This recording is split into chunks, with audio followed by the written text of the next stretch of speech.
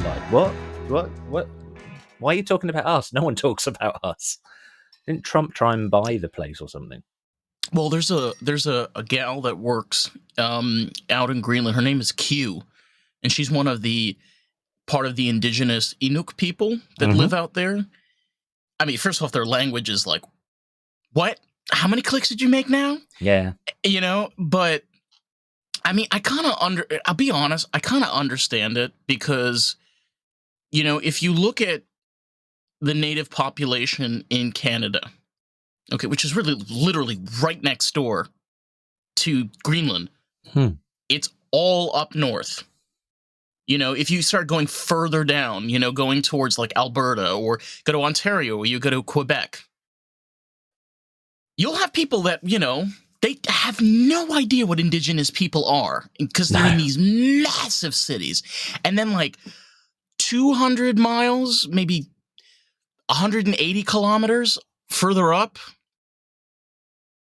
nothing, just indigenous people. You don't have that in the UK. You know, we can't go that high up. You know, in the UK, it might just be England. You're never more than 70 miles from the coast. Yeah, because of how it's shaped. Yeah. Tiny little place.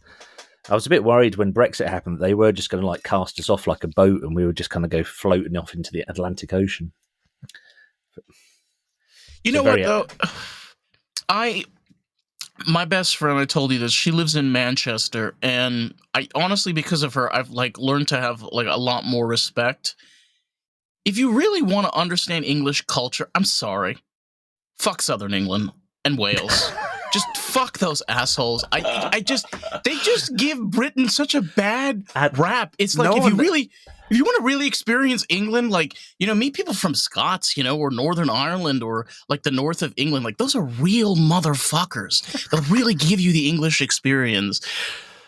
It's right. So I'm in the south, and am I right? Am I right? No, you're right. And I tell you what's frustrating. Obviously, no one chooses where they're born, but Britain, all the culture, when I was a kid at least, all the culture, all the news was always about what was happening around London or in the south. And London, God.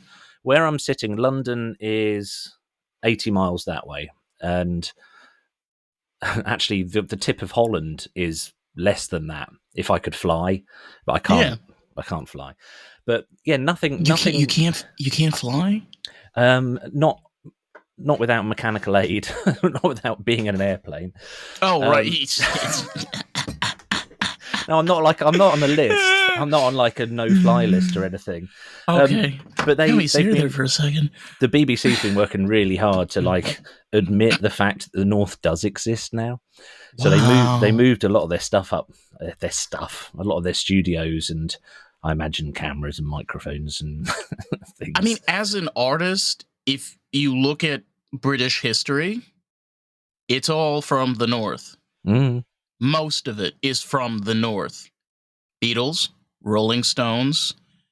I mean, Eric Clapton is from... He's in the middle of England. I don't know where he's from, though. Do you know, I don't know where he's from either, actually. He's from somewhere in the middle of England. Thing is, England's all middle.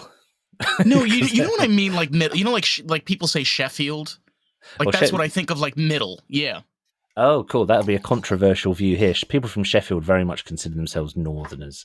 The North starts just above, maybe 50 miles above London. Birmingham's the Midlands, so Black Sabbath, Judas Priest, loads of heavy metal. I want to find out where Eric Clapton's born. Right, but that's what I'm like trying to say is like too weird. It's not necessarily like about it. It has to do necessarily with culture. If you kind of notice something, usually people that have had their asks kicked more than anybody else usually are some of the greatest people that have ever lived. And I think it's just the sheer wit. It's like, well, life fucking sucks, so let's just have fun. You know, like, what else are we going to do? I think they have better community up north as well. So, do you know about working men's clubs? Oh my God. There's a brilliant program called Phoenix Nights that was made years ago. So working men's clubs, we've got one at the end of our road, and that's the only one I can think of locally. So they are literally people would work on for this one. It's all the people who worked in the railways would go there every night, and they'd have sing songs and do all that kind of stuff. That shit died out in the south a long time ago, and it's still pretty strong in the north.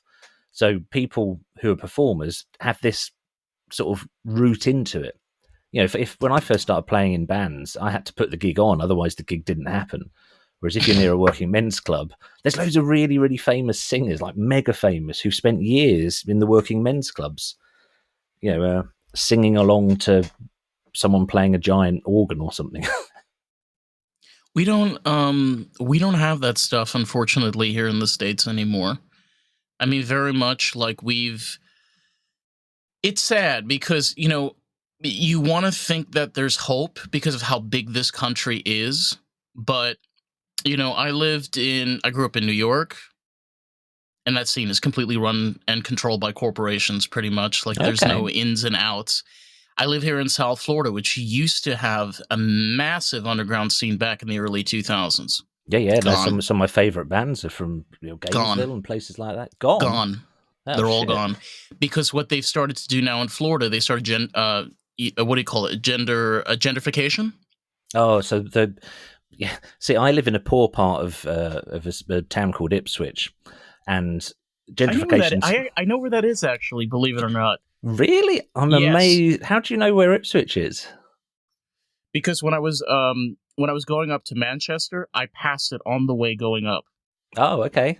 I never actually stopped there. I just was like, it's sometimes for the best. Yeah, and I don't know. I looked at the sign. I just thought of a liver sandwich. I'm sorry. I just heard Ipswich. I'm like, liver, rye bread.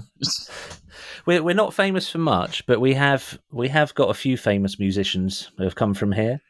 From the world of grindcore, there's Extreme Noise Terror, a band called Cradle of Filth, who are kind of a metal band. Great name. But the most famous person who went to my high school years after I was there is Ed Sheeran. So Ed Sheeran's from here. You know, the little ginger Isn't he fella? From Manchester? No. See, he grew up. So he was born up north, but he came down to Ipswich area when he was really, really young.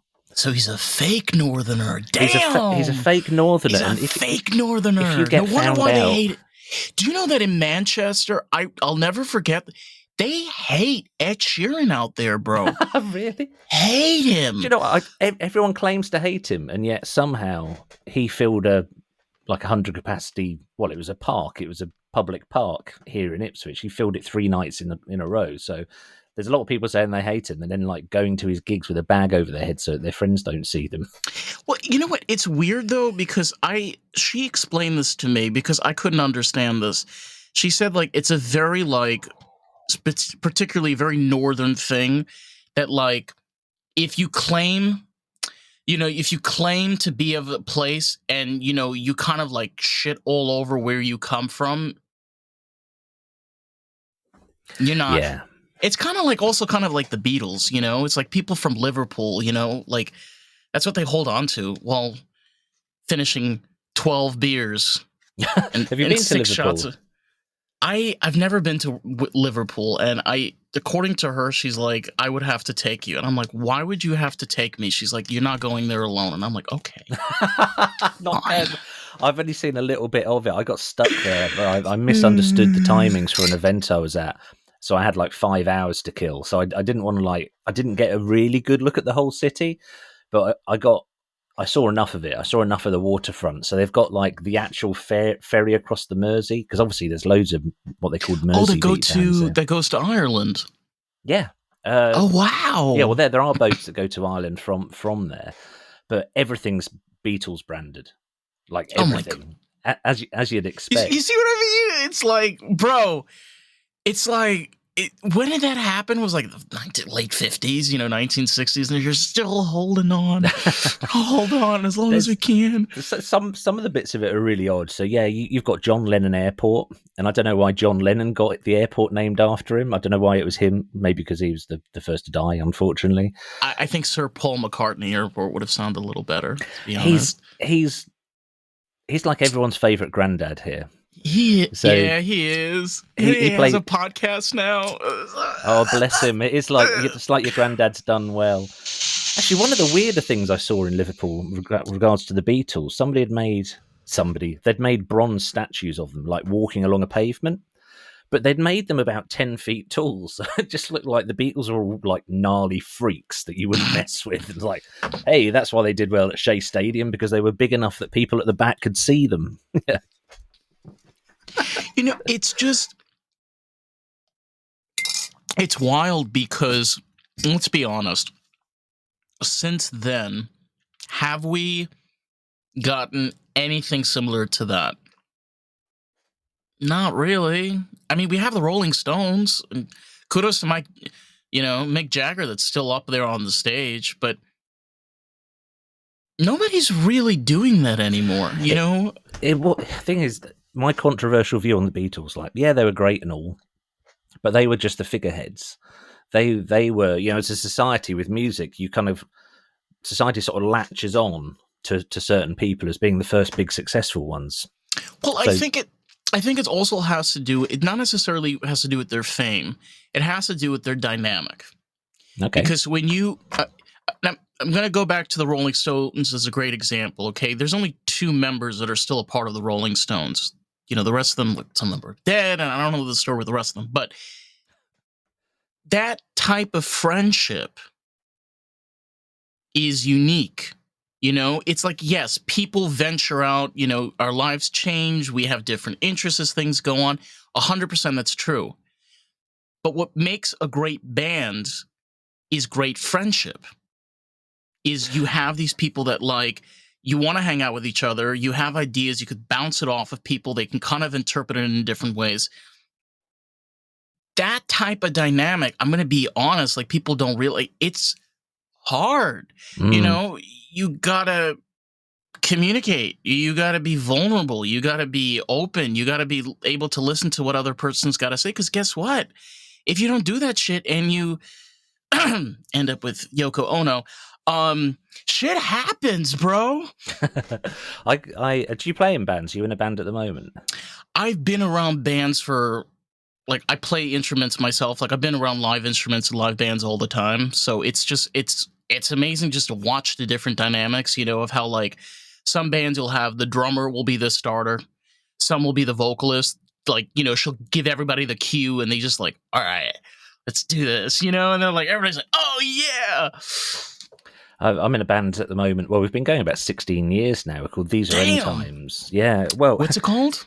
These Are End Times. When we started, we got a deal quite quickly. We got a really, really small label and got an album out fairly swiftly.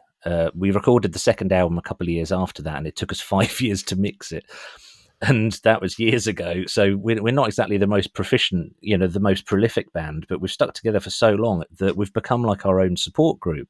And I don't want to bring it down too far, but the guy Gareth, who plays keyboards and drums, his wife died. She was one of our, everyone else in the band's a good friend. She died just before Christmas. She'd fighting cancer for a long time. I'm sorry. It sucks. It's absolutely horrific. But the band, I think, was a part of the support network that we all had for each other at that time. And that's because we've got through those really shitty early years of when no one likes you. When you're in a band and you first start, like, the amount of ambivalence you can generate off people is remarkable. And it gives you a siege mentality. So you're saying about bands that last a long time, it's because they get that kind of brotherhood or sisterhood, thing of just go, no, I've got your back. And we still have band practices now. We won't play music that much, but we'll actually talk about how our days have been, and, like, quite non-typical British bloke conversations about feelings and experiences, and it's really positive. So, I mean, we make fucking miserable music, but it's really positive being in the band. I mean, on the opposite spectrum of it, we're all about the artist. That is the whole purpose of this podcast, period. And you have a really valuable tool. You can share this with artists, people that are creative, someone that can enjoy this podcast and really enjoy the experience of Lost in the Groove. So, with that, let's jump back to today's episode, shall we? But, if you look at even because the punk rock scene. I'm sorry, Americans. Punk rock scene started in the UK.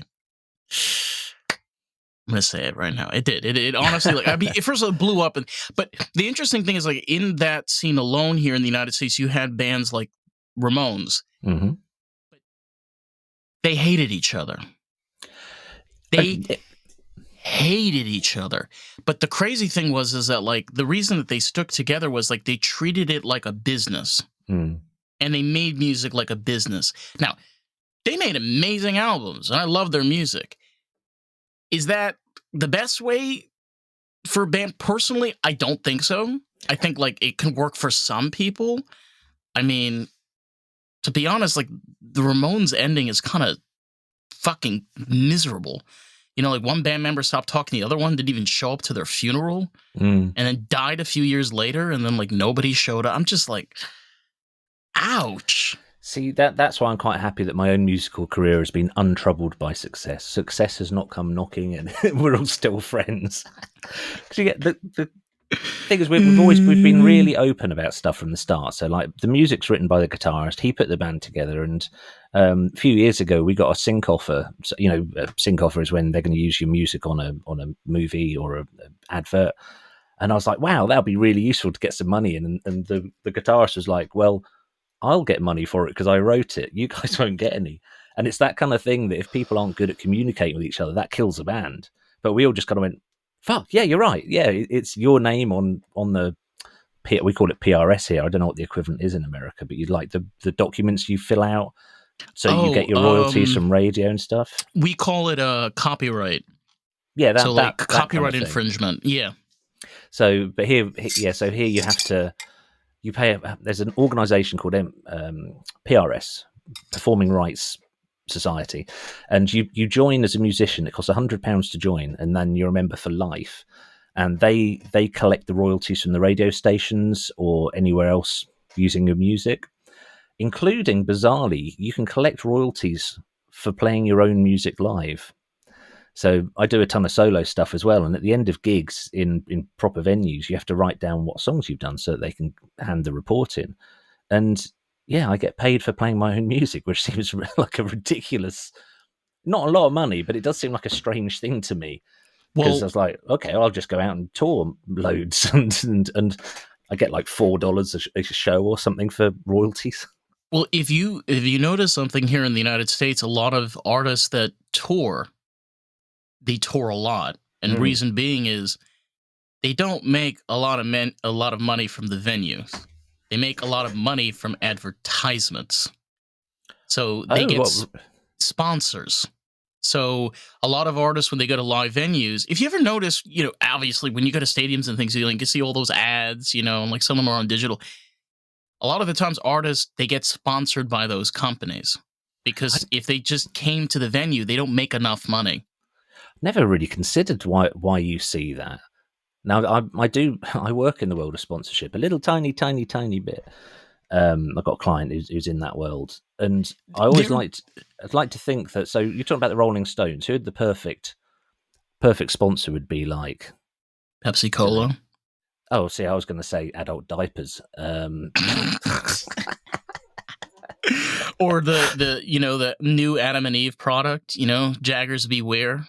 Nice. The brand new vibrator comes in 6 beautiful colors. British Racing Red. so what would the Foo Fighters be? I don't know. I can't really talk shit about Foo Fighters. I'm not a huge fan, but they're one of those bands. I think they've slogged it. Same thing. They've been through thick and thin, but they've remained tight. So yeah, I don't want to pick too much up on them. Red Hot Chili Peppers would be like tanning oil or something. I've had the same kind of thing with U2 as well. I mean, they're great. I have such a hard time with bands that are so famous and like their music is just like worshipped as if it's like a god. Yeah. I can't. And it's I wonder to myself sometimes, like, is it the artist that's doing that on purpose? And I'll tell you why. Sometimes when, you hear like lyrics or how a song is being made, sometimes when it's too simplistic or it's just the way that it's being created, it kind of feels like, are you trying to make a one hit wonder? Because this kind of feels like a one hit wonder, and then it just keeps on going. It's just one hit one wonder after the other, and you're like, how do you keep doing this? If I was a real skeptic, I'd say that the bands that do that successfully are they've got a formula, they've built a formula. So, like, J.K. Rowling, who wrote Harry Potter, her formula was take a little bit from Star Wars, take a little bit from Lord of the Rings, take a little bit from, lots of different places. Do you know what's crazy? Do you know how much stuff she took from the like Jewish culture?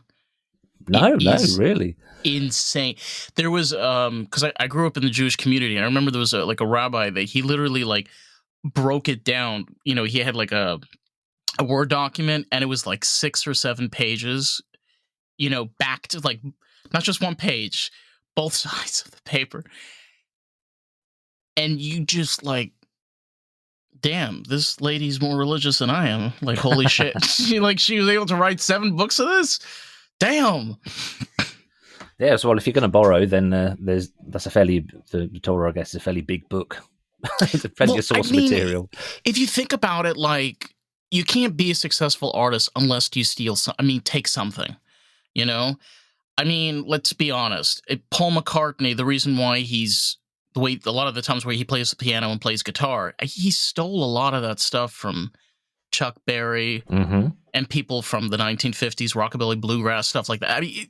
It doesn't make him a stealer. It just means that's where he got his inspiration from, and that's kind of where his music kind of progressed from over the years. That's really interesting. So there's a bunch of people do that. So Madonna does it. Madonna finds out kind of, what's the next hottest underground scene, and she'll kind of latch onto it. She'll makes it sound like one of those fish that sucks onto things, and she'll take bits from it and think, okay, that makes sense. But McCartney has as well. Some of his early 80s or late 70s synthesizer music is really weird when you hear it now, but that was him listening to Kraftwerk and hearing whatever was new and current. And then, so like Hendrix, I think he sort of did that and sort of didn't. But with Hendrix, I would love to know what music he'd be making now. And I was having a chat with someone about it, saying, I wonder what sort of guitar music he'd be making. He said, no, Hendrix would be making drum and bass. He'd be doing like dubstep or something. He wouldn't still be playing guitar. He'd be inventing something wild. Yeah, he probably, more than likely, also he probably would create his own electric bass company. I know people might think that's crazy, but if you really think about it, because bass today, this is just bananas. The electric basses today are insane. They make ones now where they have basically programming on them. So you plug them into your amp, your equipment, and you can just go through the entire list. And this one instrument turned into like 75. Really? I've got three basses. And, right? It's just, it's crazy the amount of technology we have these days for instruments. It is. So the guitarist in one of my other bands, a band called Monda Crim Ligo, he's just bought a Kemper, and I can't really wrap my head around it because I'm a bassist. I've spent 30 years stood in front of a big stack like that, which is why my hearing's not great. That's why we have headphones, people. Exactly, yeah. This microphone's actually really turned up to help my ears. But for me, being on stage, just playing bass and having my clothes flap around with the volume and just kind of feeling the groove of it. Hey, into the groove of it. No pun intended. So the idea of just having a little box. I've got friends in bands, a couple of bands I know. They have kind of silent rehearsals. So they go into the rehearsal room, and the drummer must be the only one they can actually hear, but all the rest of them, they're just all connected up with virtual amps. They all have in-ear monitors, and they have an app on their phone so that they can decide how much they want to hear of the other people in the thing. And yeah, it sounds efficient, and their neighbours probably appreciate it, but I don't think I couldn't get on with that. How do you feedback a guitar when it's like then there's no amp? Well, you have great example of that was Brian Eno. I mean, He He's figured also out from here. He's also from here, from Ipswich. he figured out in the I mean, he was the first one to use a computer. Mm-hmm. He was one of the first ones to use a computer. But I remember I was watching an interview and he said something very interesting. He says, as the computer programs progressed throughout the 80s and 90s, he realized something really incredible. He said, you can take something really organic, create something artificial. The artificial essence of it gives you that organic feel. You know, like the crack or the hiss or the repercussion or the reverb, you know, or Mm. the distortion that comes off of it, playing off of that.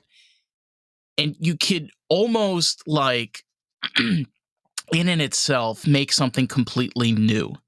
You know, I respect that because it's coming from somebody that he needed an entire fucking room to do the bullshit he did. So I Yeah. respect the man because like he actually knows like what it takes to go from that to now it's just a fucking iMac and Well, an aux cable and that. well, that's Right. what I use on Yeah. stage. So I go out, record sounds just on my phone now, and then run them through a sampler, and hey, that's a set. But for me, the context is really, really simple because I've seen other people do it. What amazes me about Brian Eno, Oh my god, the man's he a came up with that shit. genius. Yes. That wasn't. I'm in groups on Telegram and stuff of other electronic artists, and we'll talk about how to do this stuff and how to use all this gear that I've He's the got sat in godfather. here. He didn't have anyone. He No. didn't have anyone to learn from at all. He fucking made it up. He created the blueprint, and that's amazing.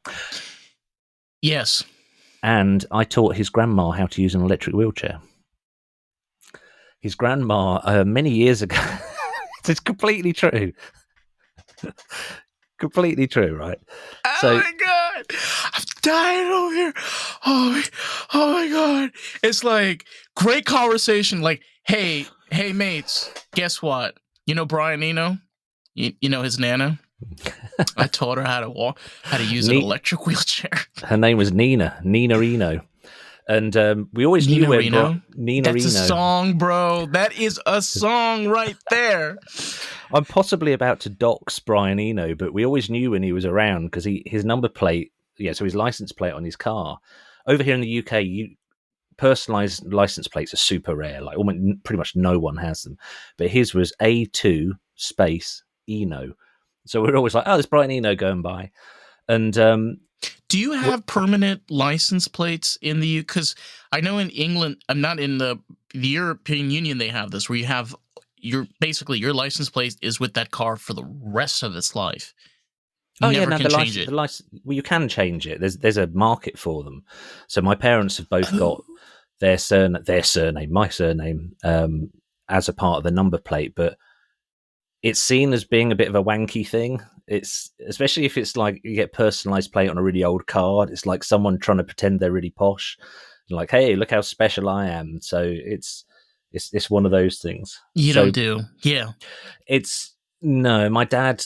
I bought a car for my dad a few years ago, and he said, "Oh, do you want me to keep the personalised plate on?" I was like, "No, I basically live in the ghetto of Ipswich. I am not having anything that makes me stand out, kind of more than anyone else at all."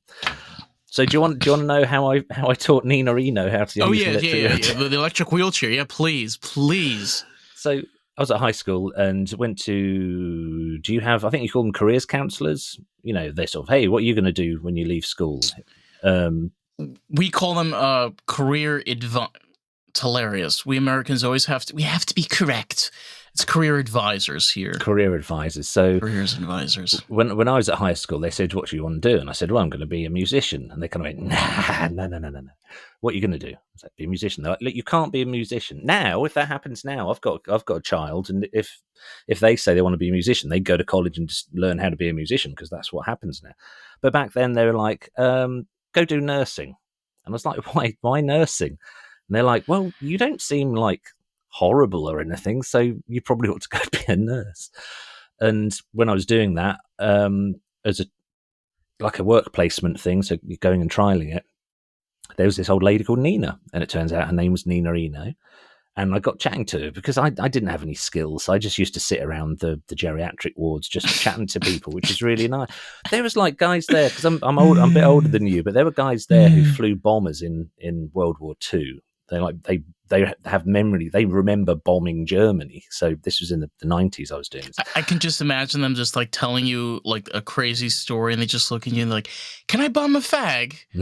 You know, and they just light one up right in front of you, and you're just like, "Okay, damn, this man went through. Let me get you a drink." It's like, have you ever been to Germany? Yeah, I have, but I was like 20,000 feet in the air, and I had to leave in a real hurry. Throwing bombs while they were shooting at me. It's much nicer in Germany now. So yeah, she had to. She was very old, of course, and so she was always just sat in this electric wheelchair, and I just got chatting to her, and it turned out no one had taken the time to show her how to use it. And got chatting, and turned out she was Brian Eno's grandma. And she wouldn't believe that I knew who Brian Eno was. She thought I was just being super polite. But, I was like, I'm a musician, and around here, you definitely know who Brian Eno is because he's a local boy. So she got her daughter to bring in a photograph, like a family photo of Brian Eno. And she was like, this is Brian Eno. Are you sure that's who you're thinking of? Like, yes, the fucker looks so unique. You see what he looked like in the 70s with like the bald head and the straggly bits of hair and whatever. That is definitely the right one. He looks like what's his name? The character in Rocky Horror Picture Show. Played by Richard O'Brien. Hold on. Oh my god! I know exactly who you mean. He went on to present a TV series in the UK for about 20 years called The Crystal Maze, where Riff Raff. That's it. So the Crystal Maze, they lock people in a room. Oh, they have them now. Like escape rooms. Mm-hmm. Yeah, those things. But it was basically like that, but on TV in the early 90s. And they were all presented by Richard O'Brien. Yeah, Riff Raff. God. It's one of those things you look back over British culture and you're like, no wonder we're so confused. You imagine as a kid, I grew up, we only had 3 TV channels when I was a kid. Now I'm sounding like one of the old men at the hospital in the geriatric ward. So we'd all sort of have the same culture. No one had cable. I don't think it even existed. To your point, honestly, I had a friend that I knew. She lives outside of London. I forgot where, but she like introduced me like to quite a few British shows. Like were from like the 90s and the early 2000s. Hey, it's Dave, and I quickly just wanted to jump in and say if you've been enjoying the podcast and enjoying this episode, if you can leave us a review on Apple Podcasts, that'll be so greatly appreciated. Because here's the thing. Someone might read that review and make the choice if they want to listen to the podcast. You get to help grow this podcast with us. How fucking cool is that? Let's jump back to today's episode. And I'm just like... I looked at her and I'm like, what is wrong with you people? Like, there's these shows of like these extremely posh women where they're constantly drunk at work, and then they like try sleeping with their boss, and then they have to cover it up. And then there's this other show where they're all the way down in this basement, all the way downstairs. One guy is from Ireland, the other guy's is... That's the IT crowd. Yes! The IT crowd. Now, you're not going to fucking believe this. Richard Iodi, the black dude in that, he's from Ipswich. He went to school there's about half a mile up the road there. Bro, he literally is like the funniest person. Do you know when they tried to remake the IT crowd in the States, and they couldn't find anyone better than Richard Iodi, so they just had him in it again. He just got paid twice. Are you serious? You know the series you made in the UK? They're like, yeah. Can you come and do exactly the same thing in America? British? That happens a few times, actually. It's weird because they've tried remaking British TV shows here in the States, and the few times that it actually has worked was like The Office. Oh, the American Office. Once they're not bogged down by the really awkward, clumsy British scripts, it flies. And the American one's far better than the British one. Yeah, but I don't know. I felt like the British one was a little more foul. Oh, it's painful. It's awkward, which is a type of humour that people seem to really like. You're literally literally sitting there and you're like, no, don't, no. Oh, you're just like, oh. It's like the video, like that short you get on TikTok. Just like, don't touch that thing. Don't touch it. Don't touch it. That is clearly on fire. Do not sit on it. Oh, he's sitting on it now. It's like watching, so you're on the motorway and you see there's an accident on the other, traffic going the other way. We call it rubbernecking in the UK, where you just kind of go, I'm not going to look. And then people then crash into the people in front of them, and hilarity ensues, I'm sure. Well, hilariously enough, like the most funny American comedy, particularly, Americans don't understand what highways are. Okay, even though we have hundreds of them. Like, some states will drive extremely fast. I live in a state where people are like, I'm going to look around. I'm going to text my best friend while going 80 miles an hour. Right, so you've been here. So even our highways aren't that straight, many of them. First time I toured, we brought a band over from Massachusetts, from those near corners, Boston. Dude. They were terrified. I was in a bus, and all of a sudden, yeah, I'm like, what? Do you know why it's like that? Because when the roads were built, obviously people have lived in the UK tens and tens of thousands of years. So people got really shitty about the roads when they were being built, and this happened to the railways as well. And the lord of the manor would be like, you're not putting that road through my land. So basically all British roads are driving round boundary lines all the time. Whereas in America, when they built the railways and the roads, there was nothing there. They just kind of went, just put them straight. But the railways are so fucked up. I grew up in a village called Wicker Market, and Wicker Market train station is 3 miles away in a village called Campsie Ash.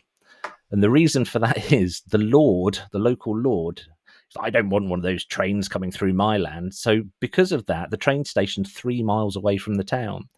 And we used to see people, my sister lives next door to, but we used to see people getting off the bus in Wicker Market. They'd be like, oh, where's the train station? They're like, okay, well, buy yourself some sandwiches from that shop there. Oh, looks like you've got stout footwear on. That's good. Start walking in that direction, and after about an hour and a half, you'll get there.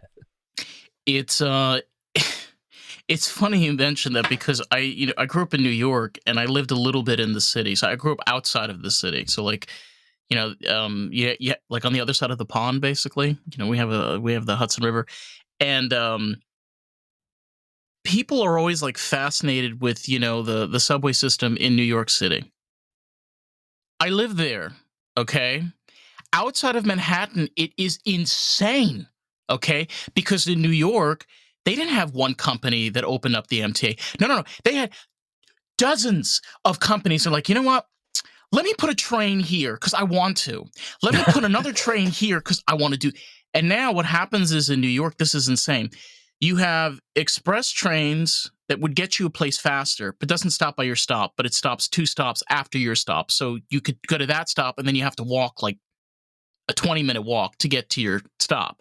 But then you could take the regular train, and then it takes 20 minutes more, but you don't have to walk. Right. Sounds really complicated. Then there's trains that don't intersect. So you have to take the train, get off, walk a few blocks, go down the station, then take the next train going the other direction. So what's it like? Have you been on the Underground in London? Yes. So you practically turn into a Morlock. You're like a cave dweller. You can be down there so long. But it really confuses your mind map of the place. Just so you liked it. I did like it. I went first to Glasgow, and then not Glasgow. The other airport. There's Heathrow, and then Heathrow, Stansted, Gatwick, and Luton. Yeah. So I went to Gatwick, and then when I got to Gatwick, I had to get out of the airport, and I had to take the train to get to the station so I can take the next train to Manchester.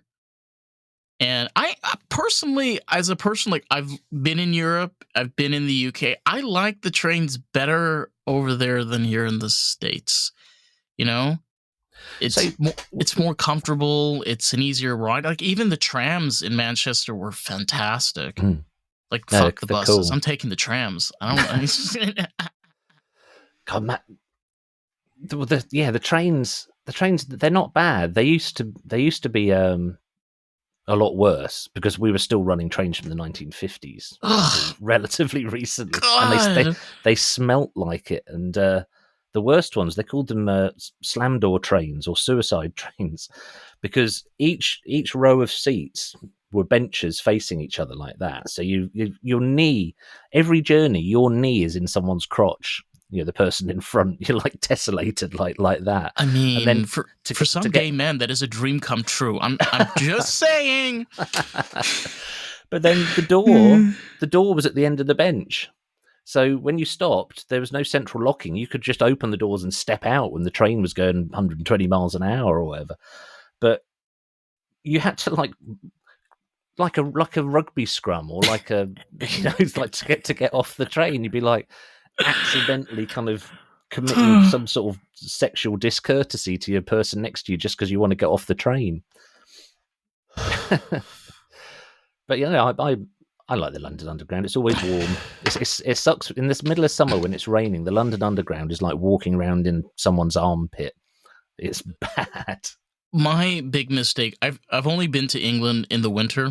I went to Manchester in February, like a genius. Yeah. She kept on telling me, she's like, it's gonna be cold. And I'm like, it'll be fine. It's like, it's gonna be cold. And I'm like, I got there, I wore underclothes, overalls, long sleeves, a jacket, and a coat, and a pair of boots, and 2 pairs of socks, and I was still cold. Wind slices through you, doesn't it? So your friend in Manchester, is she native? Is she always lived in Manchester? Yeah. She's So native. when you were going out wearing 3 coats and all the clothes you brought in a suitcase, was she going out without a coat? She loves dungarees.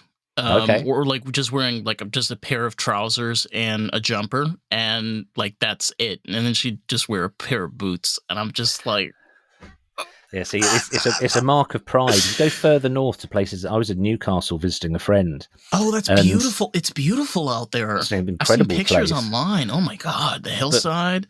because I'm from the south, and fuck the south and all that, then the county I'm in has more sunshine and less rain than anywhere else in the country, and people don't shut up about it. I'm surprised Ed Sheeran hasn't written songs about it. But we went up to Newcastle, and while we were there was a blizzard, and ended up being like half a foot of snow on the ground, and it was cold. And I went out to the shop just to get some beer or something, and I was wearing everything I took, and I was huddled together and shivering. And just before I got to the shop, I noticed there were these 2 kids who must have been 6 or 7 years old, and they must have been sent out on an errand by their parents because they were just wearing pajamas. And they didn't look cold. They were just wearing night clothes. And they looked at me like I was some sort of fruit. Like, what are you doing wearing all those clothes? It's fine. It's like, it's not fine. We have this thing out here where people in the wintertime will just wear shorts. Well, right. So here it's the mailmen. I think it must be in their contracts. You never see a mailman wearing trousers. Ever. Doesn't matter how cold it is. Their knees will be like blue. I want to just like buy a pair of pants and just like put them on the floor and just like wear these, put them on, put them on. There's a certain type of father as well that you see, and when it gets cold, he won't wear trousers. He'll just put a bigger jumper on. So like you see these guys who in the winter they're about half a foot wider than they are during the summer because it's not that cold. I just put another jumper on. Yeah. I saw that when I was in Manchester, particularly with the drag queens out there. So it's bum fucking cold outside. Just shorts all the way up, like all the way up to the butt, with like 5-inch heels. And I'm just like, what? Like what? Like it's freezing outside. Like, what are you? Northerners, it's a pride thing. It's like we're northern, we're hard. Whereas in the south, we're southern. Give us a coat. Just we want to be warm. Give us thermals. I had a friend who was in the British Army for many, many years, and he said he had a secret that him and his mates, when it was cold, they'd wear women's tights underneath their army fatigues Oh just God. to keep warm. But Oh they man. saw action in the Falklands War, and he said as they were landing, they all the friends got together and said, right, let's be clear on this. If I get shot and I get killed, for the love of God, take my trousers off, take the tights off, then put my trousers back on. Because I'm worried about getting injured and being seen by like the surgeon wearing tights. Just imagine the majors and lieutenants watching this scene, and they're like, and it's It's just like, it's a cold and lonely island. I'm sure friendships were made and people discovered things about themselves. explains a lot about the Spartans. You know, they're loving. There you go.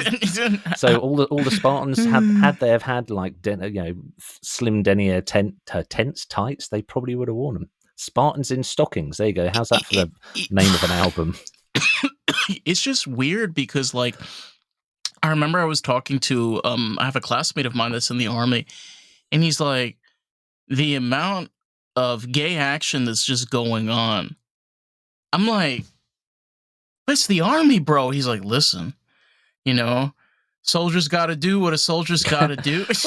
Well, my friend was in the army for 25 years, and he's gay, and he left because he said it just got to the stage where there was a lot of talk, as there has been in the States, a lot of talk about kind of being gay in the military, and he was like, I'm just out. And about 2 months after he left, that in the UK they basically officially said, look, we couldn't give a shit if you're gay, because why would we? What's that got to do with anything at all? I And it's mean, like, the fuck, I Navy. could have stayed. I mean, the Navy's been gay since the day it's been created. So I just, it shouldn't. I don't know. It's just it's a weird factor because I don't. There's this almost like stereotype. Even particularly when you deal with gay women, like lesbians. A lot, like I'll give you a great example. In Israel, I have family that lives there. In the army, in particular, a lot of their snipers, they're women. They really? Yeah, a lot of their bombers, they're women. A lot of their intelligence operators, women. And some of these ladies, if you meet them, Jesus fucking Christ, they will kill you in your sleep and you won't even know it. But it's just a sense of resilience. That's what it is. You're living in a world where it's every man for himself, and the only person that can protect you is you. So what are you going to do if you're the only person that can protect yourself? Be tough. Be a Yeah. tough Israeli lesbian. Don't clip that bit. That bit in isolation would be like absolutely awful to like go on a social media. Like TikTok, we're speaking to Andrew Culture. Listen. Lesbian Israeli army woman tattoo is not a bad idea. Right? Again, I'd go see that band. If that was on the lineup, I'd go see that band.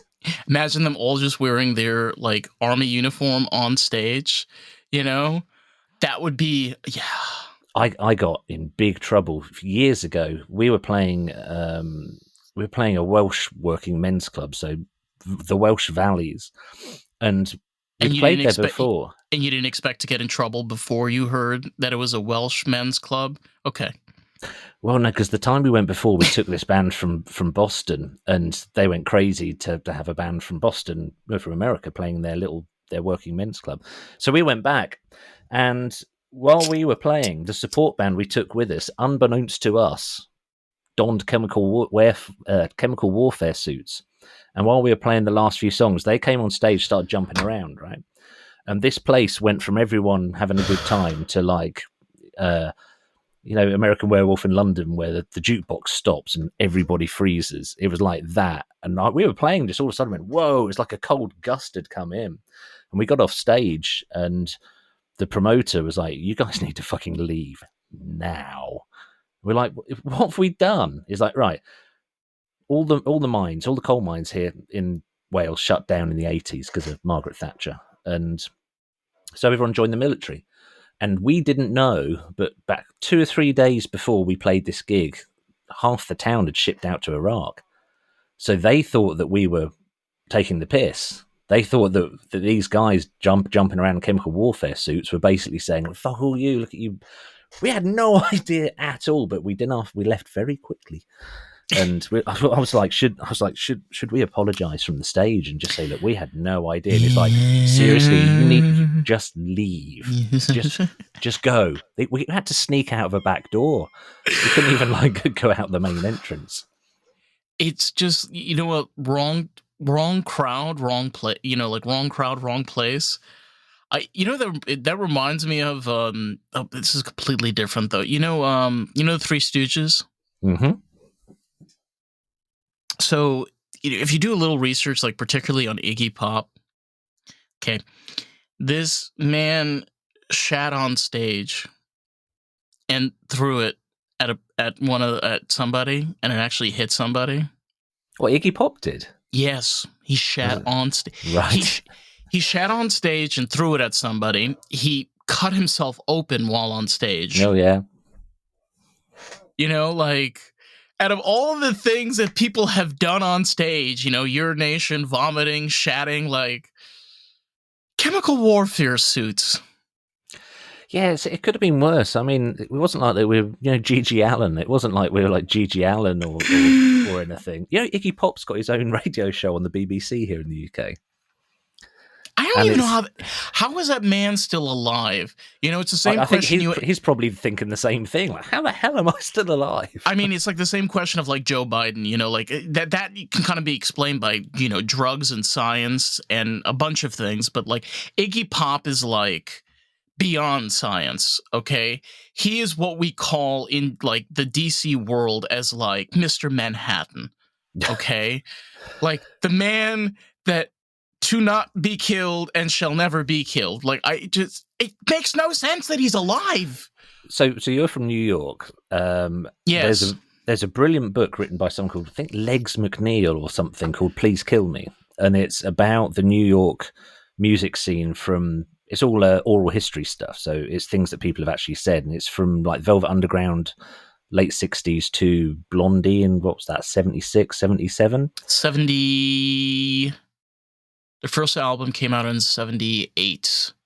So the book is about that period. So a big part of it is about the Stooges. Obviously, they were from Detroit, but somehow there's a big bit about them in the book. And the amount of times in that book that people left Iggy Pop for dead, literally left him floating face down in a swimming pool going, oh shit, Iggy Pop's dead. And then like to the next day go, fucking hell, you're alive. And like stuff like that was like a daily occurrence. So I don't know if he really remembers it, but yeah, he is Mr. Manhattan. I mean, it is kind of almost a sad twist of history, where you're not this, obviously. I mean, you're a decent human being. Like, you've gone through your shit, but not to the level or extent like when you deal with bands like the Sex Pistols and the Three Stooges. I mean, they were literally killing themselves every single day for years. Yeah, no, I've been very sheltered. I haven't even seen drugs really. It's not even been a thing. I'm from the punk scene originally, like the DIY scene. No one had any money for drugs. Just apart from weed, of course. But people forget, like, most of the New York punk scene in the 80s was weed. Like a lot of, I mean, yeah, blow was very big. You know, people talk about like poppers and shit, but like it was very taboo. You know, you had to be like in the backstreet crowds and things of that nature. Poppers, what is, because poppers here is amyl nitrate. Mm-hmm. So is it same name, same thing? Yeah, so what it was back in the day. A lot of the gay community were doing poppers, particularly for sex, because it's a relaxant, isn't it? I've done poppers, not for many years, but you can still buy them in shops here. You just go and buy. They call them room odorizers now. They're not legal here anymore. Are they not? No. Still, and they actually found out that one of the increases from HIV to AIDS was caused due to PCP. So what's PCP? Angel dust. PCP is poppers. It's the same thing. Oh, is it really? Yes. So the amyl nitrate. So the thing you sniff, and then it gives you the biggest fucking headache you've ever had in your life. I didn't. I thought we thought PCP was something else.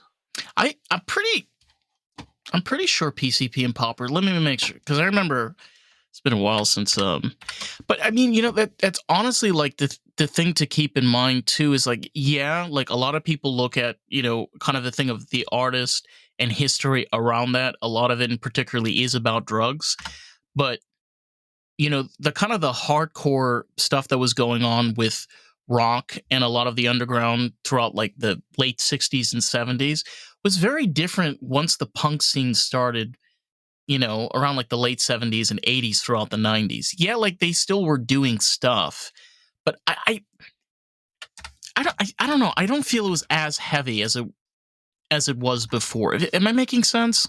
I think you're making total sense. It wasn't as life and death. I mean, the scene around CBGBs and stuff, that even with the Ramones, it's life and death stuff.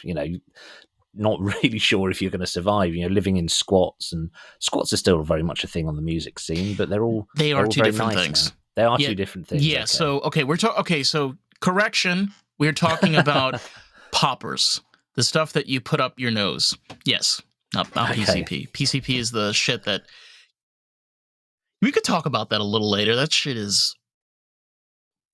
Whoa. You heard about that story of the guy in England? I think actually not far from, this was years ago. There was a man in England that took PCP, got shot 7 times, killed a man to death, and then was found in his yard lying there in suntanning. Getting shot in the UK is a rarity, an extreme rarity, but 7 times. That's insane. But yeah, that's a PCP story. But anyway, back to poppers.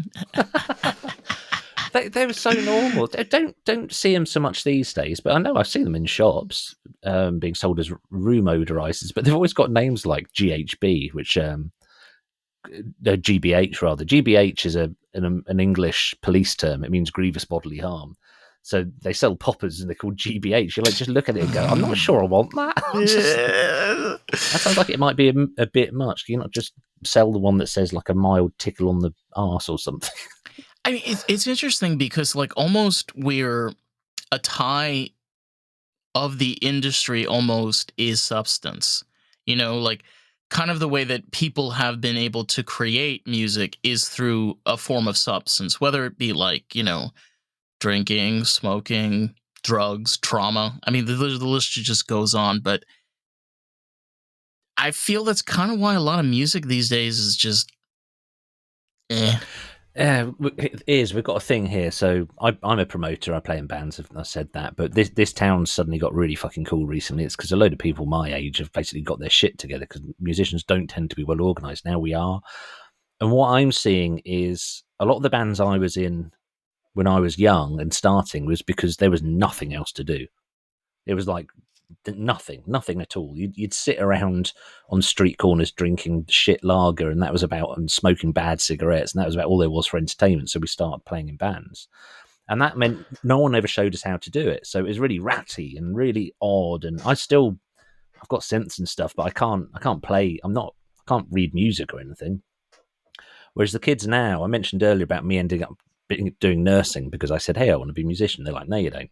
Now you go to college and they teach you how to be in a band. But what that's starting to create, especially on the underground level at the moment, so it will bubble up, is loads of bands who are really, really good and very proficient and boring as hell. Just dull. They can play, they can know how to put a song together, and the music, all the gear's set up perfectly, but they've just got nothing to say. There's nothing interesting happening. I don't know if you. I don't know. I want to hear your thoughts on this, but I think one of the greatest examples of this has to be Joy Division. Because I mean, look, Ian Curtis is a terrible singer. But not the best. No, he's not the best, but it's just I could listen to Inner Zone, over and over again, and it like a lot of their songs are kind of like that too. It's not because they're great. It's because of what they represent. Mm. You know, you could feel like these are working class people that know how to pick up an instrument, know how to create lyrics, and they know how to make a song. They're not the best at it. They're not great. It's creating something new, though, isn't it? Have you seen Y- the film 24-Hour Party People? I think so. So it's a Is it film with is it Steve about Coogan. the scene that was going on Yeah, the at Manchester scene. yeah yeah yeah yeah. Yeah, cool. That's just I only seen it fairly recently, but it was the Manchester scene that got me into music when I was about 13 or 14 because they called it Madchester, so MAD Chester, and it was all big baggy jeans. So Stone Roses and Charlatans and Spiral Carpets and loads of bands that on Happy Mondays, loads of bands that probably haven't existed for a while. But yeah, they're all in 24-Hour Party People. So I didn't want to watch it for a long time. So I didn't want it to ruin this false memory I had of something being so perfect. But I've seen it now, and the Joy Division bits I thought were really interesting. It's sad, it doesn't end well, but yeah, they've just like the desolation in early Joy Division. There's only a small little bit of Joy Division. Is We is so yeah, stark, it isn't it? is. It is. It's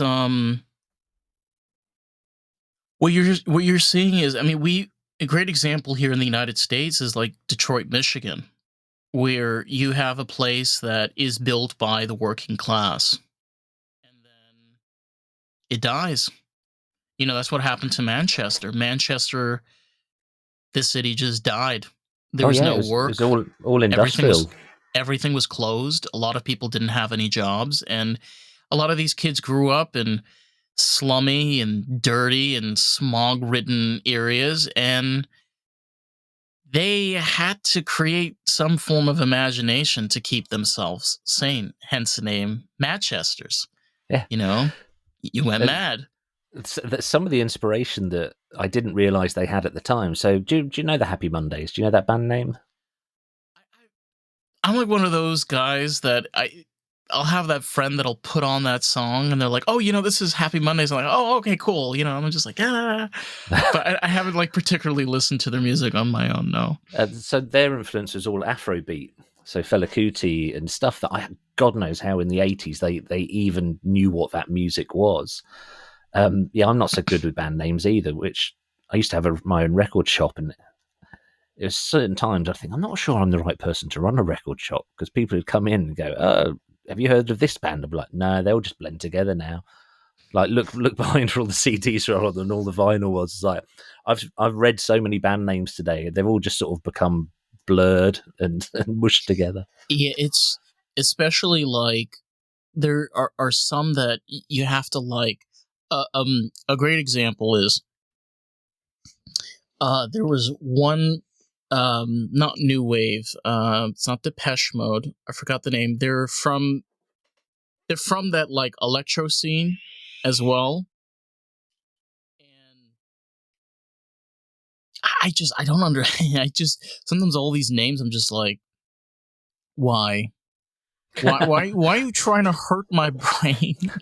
Just give me letters, you know, just call yourself three, okay, you know. We are band's number 47. Okay, it's your turn to be at the top of the charts next week. Brilliant. Number 47 is charting number 52. Wait, so 47 is not 52? Oh my god. Maybe that would be more confusing, but Yeah. and then because of Google, obviously bands don't spell their names correctly now. So there's a band that's really popular here called Churches, but it's spelled CHVV. God, I can't spell myself. CHVVCHES. So churches. But it's also that people can get found because there's some band names that there's a really cool band that I think they're going to hit the States fairly soon called Fat Dog. It's just a terrible band name. Fantastic band, but what a crap name. Because if you just kind of Google oh no, it's not the worst one. I was going to say you Google Fat Dog and then you do an image search, you're just going to see loads of fat dogs. One of my favorite bands when I was a teenager was a band, they were signed to Cherry Red, so a really cool old punk label, and the band name was Prolapse. And when they came when the internet got really popular in the early 2000s, I remember going, "Hey, you can look up all these old obscure bands." I learned very quickly not to start searches with the image search, because you don't want to image search prolapse. You run You into just like don't. bands like even Garbage, It's Yeah, like, no, that do doesn't. Google search Garbage is like, no, Garbage the band, not actual garbage. But I mean, I don't know. I mean, I've kind of struggled with this personally myself, and I kind of like reached a point where I said to myself, if I'm gonna like figure out a name that's gonna work, I gotta keep it like unique and interesting for myself. So Yeah, because you're going to get sick of saying it if you don't like it. I work for myself, and I've had company names I end up hating. So you got yeah, to give it good amount of thought. I have come up with I the music that I kind of produce and I do on SoundCloud. I have the name as Atomic Nahubesh. Ooh, that's cool. Yeah, and I kind of like it comes from like a word that my dad used to use, but it's Arabic, and then I kind of mixed it with something, you know. Um, but sometimes you gotta just pull the shit straight out of the ass, you know. Yeah. So Mondacrim Ligo, my new band, it's a phrase in Esperanto. So Esperanto is a language that the European Union, all the countries came together and said, "Wouldn't it be neat if we had like one language that we all spoke?" So they invented this language, Esperanto, Oh God, which of course nobody of ever course not, spoke. of course not. Like So Mondacrim Ligo, apparently it means like international crime gang, but I thought it meant bollock dagger, because that was going to be one of our other choices for a name was bollock dagger. oh my God, brilliant, brilliant. I've been in some bad bands with bad names, though, really bad. There have been like that Joy Division's originally name I think was like Warsaw. Yeah, Warsaw, yeah. Yeah, and it's like there was like 5 other bands named Warsaw. I'm like, bro, come on. Like that is Because so unoriginal. You just like it's a place name. There's a town called Warsaw. it's in Poland. It's just No, hilarious. there's one up north near Manchester as Really? It's well. called Yeah, Warsaw? it's called Warsaw. But Oh my God. you've got to have some luck or some balls to name yourself after a place. So there's a fantastic band, Portishead. They're named after a town called Portishead. I can't think of any other examples. Has there ever been a band called like London or anything? No. No. No. I have been to New York by Have accident. you? Entirely by accident. Flew over. I mentioned I brought a band over from Massachusetts to tour the UK, and my band was supposed to go back over, but my bandmates at the time were all feckless idiots, so they couldn't get their shit together enough to get a passport. So I was like, "Well, fuck you guys. I'm just gonna go." And I went with a friend, and he had friends in Virginia who worked in Washington. So we drove down the coast, and we went to Obama's inauguration, his first inauguration. Kind of by accident, we were just staying nearby and woke up in the morning. Went, should we go to the inauguration thing? We're like, yeah, we're here, might as well. That was a trip. They just imagine CNN being like, British Central Intelligence found in the inauguration. Well, the person we were staying with in Virginia, he'd just quit as the head of CIA for Europe, because Bush got into the second administration, and him and all the senior leadership at the CIA all went, we're out, we're done. So, yeah, I was staying with an ex-CIA person and went to Obama's inauguration.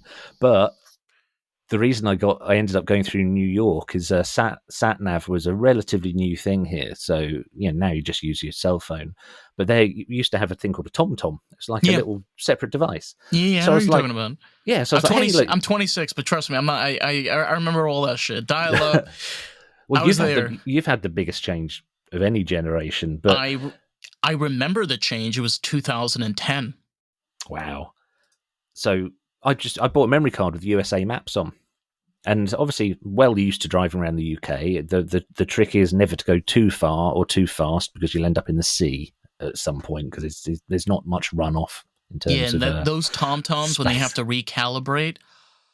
Back in those days, it would take a minute. Because you had Mm. to go through the satellite, so you had to like if you had to make that right turn, you're like, "Am I there? Okay, I'm almost there. Okay, I'm turning on my turn signals. It's like 3 miles away."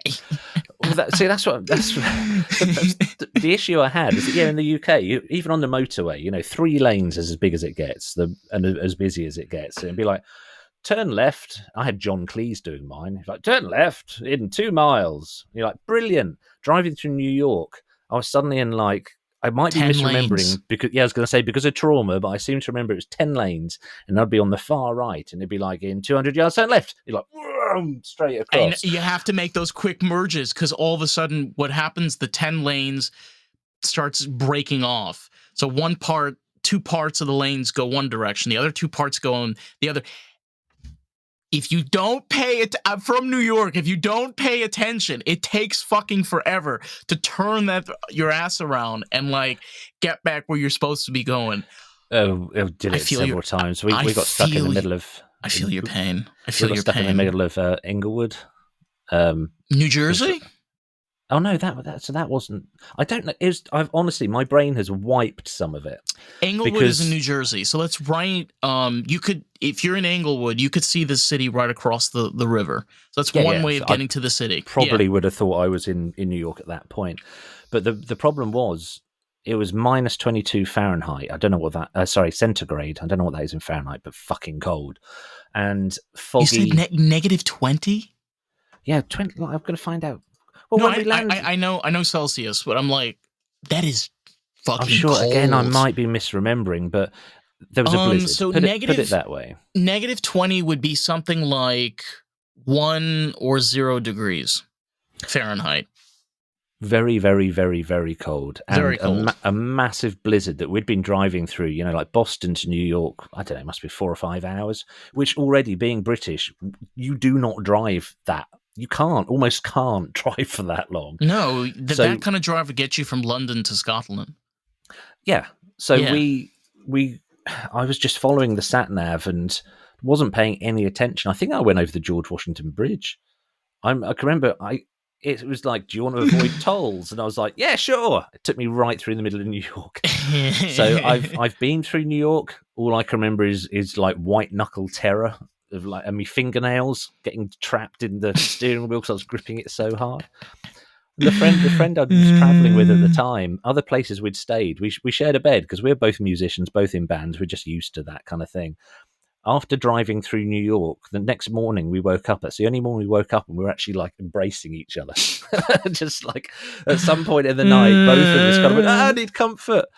But we came through New York and I didn't understand the rules in America, or it's in New York State, for pumping gas. Because here, everywhere you get out, you put your own petrol in. That's what it is. So New Jersey is one of only 2 states where you cannot pump your own gas. You have to sit in your car and they have to pump the gas for you.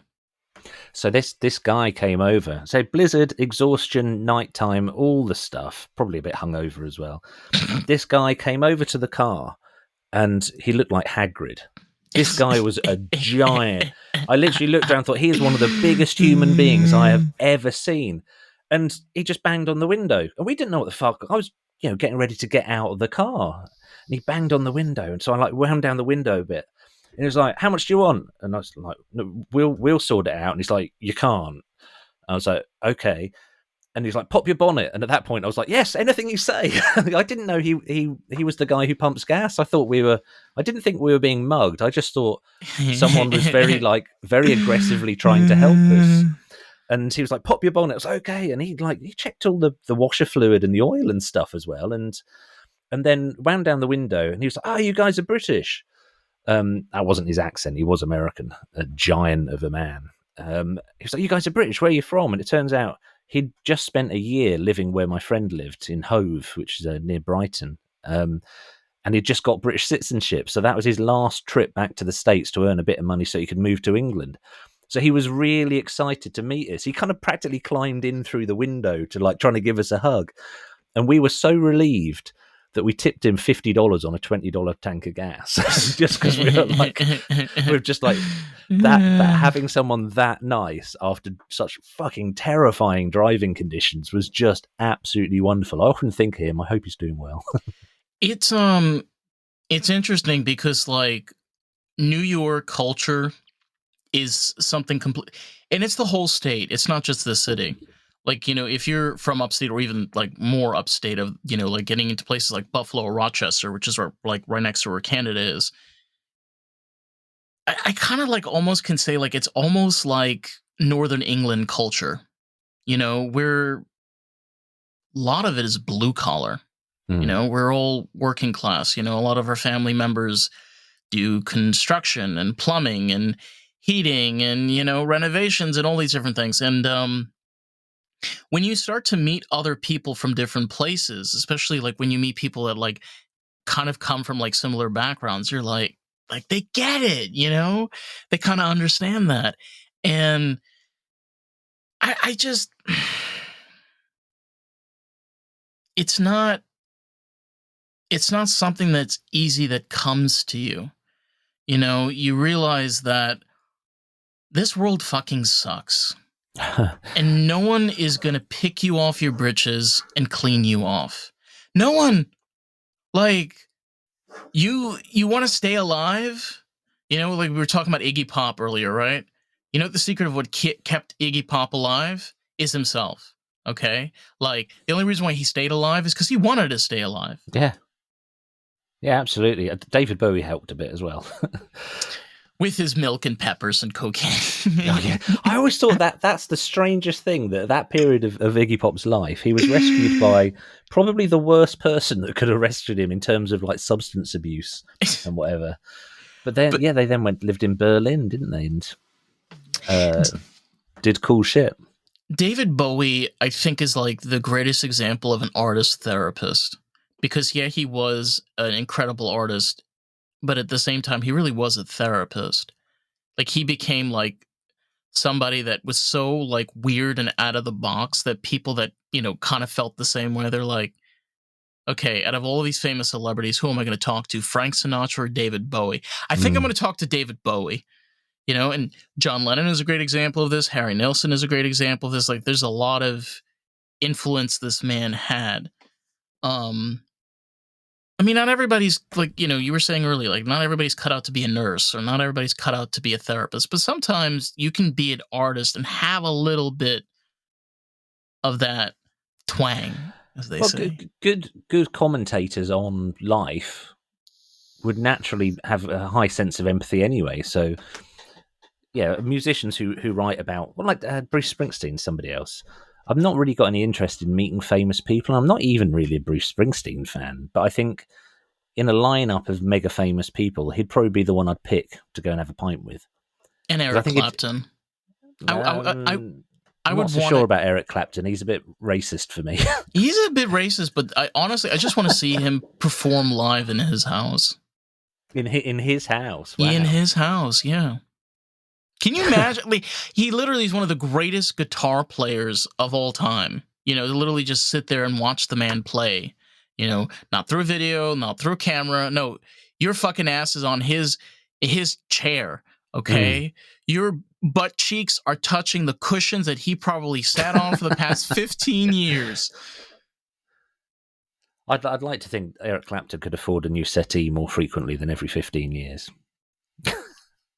He must be doing all right. He must have a few quid. Honestly, though, I think like he's posh enough. You know, those blokes that are like, this has been my family for years. I'm like, okay, all right. Yeah, so that you're so right. So there's a. By the way, I'm like one of the few Americans that understand British posh culture because my best friend, like, she grew up in the Jewish community in Manchester, and it's extremely posh.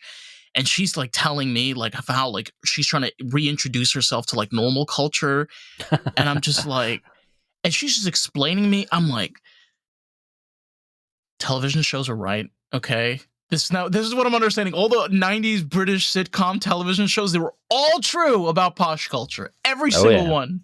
Every single one. Well, it's like the classic thing. If you see somebody driving like a 90s or an 80s Volvo, they're probably gentry. You know, they've got a title. My wife worked for a lord for years. Lord de Saumarez, his name was. Still owns a big part of Jersey, the island of Jersey. And he was the scruffiest human being I think I've ever met. You know, literally like, not quite an extension cord instead of a belt, but not far off. Yeah, that kind of thing. And this man was an actual lord. Oh. No, but like I feel though there are artists, like let's be honest, not their personal lives is not so great. I mean, we were talking about earlier, like even John Lennon. Okay, I love his music, and I think he was an incredible artist. He was a terrible human being. He wasn't a nice man to either his children or his No, first wife, no, and like especially. I mean, it's terrible on how he went out. Like particularly, I mean, no one should ever go like that. I'm not, but I mean, you run publicity stunts for years. You piss off and harass the U.S. government. Again, I understand like they're not the greatest people. Okay, I got that, but you piss off the government that you're living in the country. You What did he know, do to piss off the government? This is news to me. so during the 70s, which is a lot of the problems that our country is now still dealing with, we had the Lyndon B. Johnson and Richard Nixon regimes, which basically devastated this country. I mean, to this day, we're still suffering because of their garbage. Um, but a lot of artists at the time that were living here in the States, including John Lennon, were very aggressive towards the way that the government was handling things, particularly even with, like the music scene. Mm-hmm. I mean, I'm going to be very honest, and I'm not ashamed to say this. Our government has absolutely been atrocious towards the artist industry for fucking too long. I mean, the amount of abuse and trauma and shit they have caused with CIA operatives, missions. It's so strange as a non-American when I hear these things about what the CIA got up to. I'm generally They're like, right, still doing it now. but the They're thing is, still doing it now. I assumed for a long time it was just conspiracy theory stuff. No, it's real. It's not. It's not. God, the British government can't be asked. They haven't got the money for that kind of stuff. British government, if they want to mess someone up, they'll just put too many sugars in their tea or something. You know what's crazy is out here, it's not even about a matter of power anymore. It's a matter of how much money you can make. I was talking with somebody about the other day, like you would think that the underground scene here would be be kosher, right? It's independent art. No, it's not. Really? A lot. I had an independent producer on that. He told me he ran into a lot of independent artists and producers that own their own record labels. They were not independent. They were contracted by larger subsidiaries of, like, for example, like larger labels. So what they do here is they have a larger label. What they do is they create like an underground sub label. But you're still a part of a major corporation. You're still under a lengthy contract that you're basically selling your soul to the devil. There's no like. So that's what I was saying, like earlier. Like I respect these artists, like John Lennon as an example, that did stand up to this kind of bullshit. But at the same time, people want to make money, and they're going to make money regardless. And if they can make money off of artists, they're going to do it, even now. Well, yeah, exactly. I don't think a lot of labels would really give a shit. Well, if they got shareholders, they got to show the shareholders that the investment panned out. It's too expensive. Think about it.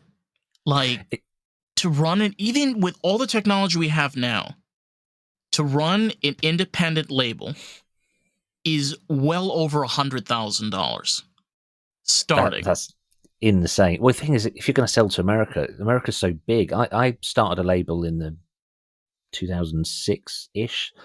So I signed a band I absolutely loved, because you have to sign people that you love and you think are Yeah. fantastic. I mean, obviously, otherwise you're going to And run it to the ground. yeah, it's not going to be Right. much fun otherwise.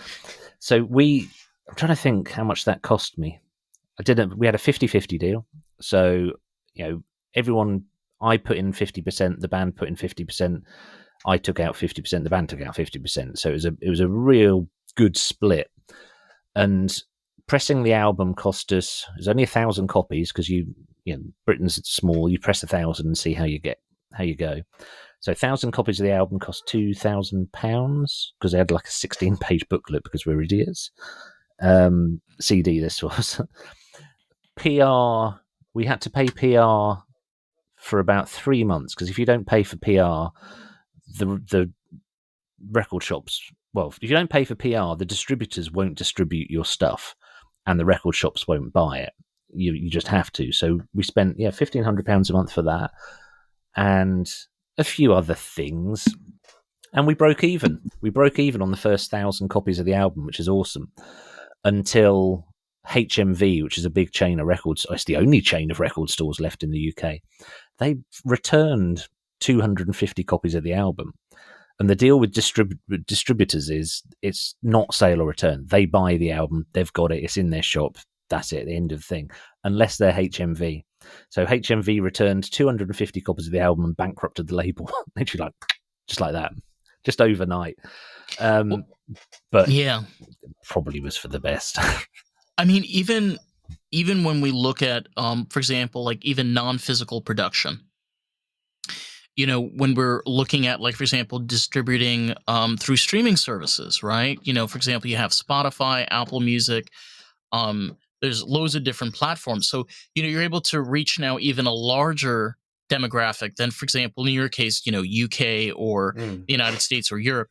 But the issue is, right, who's making the most money? It's the company that you're putting your product on their platform. Spotify only pays a small percentage or portion to the artist. So realistically, the only way that you could really make money is A, royalties, B, merchandise, and promoting. So it I hate to say this, it's one of those things where you have to think with a realistic eye. If you're a shareholder or you're somebody that's an investor, so that means that you're not an artist, you're thinking about the money. You're not thinking about the creativity, because you appreciate the creativity, but that's not what is going to return the 150,000 or 50,000 pounds that you're putting down for this. Yeah, absolutely. And It's a double-edged sword. Who and where those investors are is so mysterious. Did you see the Wu-Tang Saga? Yes. So it's on Disney. I saw the first 2 episodes. And then I watched he did a podcast episode with Joe Rogan. Oh, really? Yes. Oh my God! What? I don't know. No, not RZA. Was it RZA or the other one? But he was talking about, like, they made the series and he kind of broke down a few things too. I mean, I don't know about you. Do you know 10 people that you can bring together right now? Yeah, but not in that way. No, but that thing stressed me out so much. The first few episodes of that, I was like practically hovering above my sofa, just going, oh my, because there is nothing in my life, there's nothing in my lived experience that has any connection, well, to being a crack dealer in the 90s in New York. There's nothing, there's no experience, and I just found it was like stomach churningly stressful watching it, because I don't know anything about that life. So it was educational, but I was just, but I can't even remember why I mentioned it now. Oh, that's it, because the label they get signed to, the one they choose, it is a sub label. So it's a label that's being funded by a bigger label, because the guy who signs them, his whole battle is trying to get the money out of the major label to sign Wu-Tang. And obviously, well, they made a few quid out of it, I imagine. I don't think anyone at Wu-Tang anyone who's involved with Wu-Tang is going to the cupboard and finding no tins of beans or anything. I think they did all right. Even though they were the early days, they're what you call legacy. Yeah. Meaning to the point where, they have the ability to create whatever they want to create. We were talking about earlier, about David Bowie, right? The man was dying of liver disease and cancer, and he writes Black Star. God, and the fact it comes out like what, a week before he died. Mm-hmm. Hey, sorry, Kat. Sorry if anyone's listening, not watching. Kat. Her name's Twix. Hello, Twix. I don't know where mine is. She's normally in there's a little cat bed there. Here she comes. Oh wow, what a gorgeous cat. Yeah, listen, she came off the streets. Let me tell you, off the street cats are the best. Yeah, ours came from a farm, and she lives with us because the family that first took her, first kind of homed her, their kids were terrified of her. She's spicy, but yeah, the character from street cats or farm cats, the character's just different. It's a different thing, and I like it. Our cat is a little shit sometimes, and a lot of the time you just looking at it going, I've lived with cats my whole life, but cats that just come to you the normal way, like someone forgets to spay their pet and go, oh shit, there's kittens now, and so from homes, and they're different if they come from elsewhere. I think from an artist's perspective, I think that we have a connection to animals where why'd you go on? I think our minds work differently. I think we like the fact that there's something that we don't have to necessarily have to talk with and explain ourselves to. We can just be ourselves, and they kind of they're showing us their ass now. They're always there. They always know how to make you feel, like they always know how to make you smile. I found that particularly for myself, that having that around kind of also helps spark your creativity. Sometimes I'll just have her in my lap and I just start humming something, and I'm like, and then later on I'm able to put something together. They're very inspirational. I mean, all kinds of animals: horses, cats, dogs, cows, even goats. Cats are a lot cheaper to feed than horses. And yeah, they are a lot cheaper. The litter box for a horse must be quite a lot larger. Horses, though, I love being around horses. They are some of the most beautiful animals. They just, I don't know. They're like gentle giants. They are speaking to horse owners. I'm doing some work with the horse feed company at the moment, and they're so fascinating. No other creature is in humans, in humanity's a part of humanity. Oh God, that's a bad sentence. Horses are quite unique in the relationship that we have with them. I mean, I'm always Take two, ladies and gentlemen, and I'm always slightly scared standing next to a horse, but in a sort of a respectful way. I used to have a job years ago where I supported there's a charity near here called Riding for the Disabled. So people with learning disabilities would go ride horses, and it was my job to walk alongside the horse, and it was amazing. You'd get people who were in wheelchairs and couldn't talk, and were quite severely disabled. Strap them to a horse, and I can't even describe what it does. It just does something. It just does something, and the horses probably. I could say the horses don't know, but I think horses have quite a high level of empathy. They tend to understand humans very well. I remember this farmer. They had a ranch. They had a bunch of horses, and he was a guitar player. Mm-hmm. And he sometimes would play guitar in the stable, and you could literally see all of the horses just hi. You know, they're just chilling with it. yeah, they're just like relaxing. Their just tails are just wagging to the beat. That's awesome. But they are very much in tune. And I think that is, if we want to go a little deeper into this, there is something that we do not understand about evolution, which I personally feel that evolution is not necessarily just a change of an individual or a thing. It's more or less a change of connection to what it is. A great example of it is like where we know trees survive due to the mycelium network. Yeah, it's all talk to each other. Right. So you have two things that over time have evolved to now integrate with one another. And I feel the same way that when every single time we domesticate animals, all we're doing is connecting ourselves more and more closer to those animals, you know? And sometimes I come off as like being like, you know, that freaking, you know, vegan liberal, you know, screaming the chant of like, don't kill the animals. But I come from a Jewish culture where my brother slaughters animals. And his whole thing is to make sure that you care for the animal, that if you're slaughtering it, that you respect it, that you make sure you do it in a way that it's not in pain. You know, it's, again, that is the attitude of us, like, interconnecting with the world around us. And again, this ties in with music too. It's been a part of our culture for thousands of years. Because over our evolution, we've again interconnected with that as time has progressed. It's how we warned each other about danger.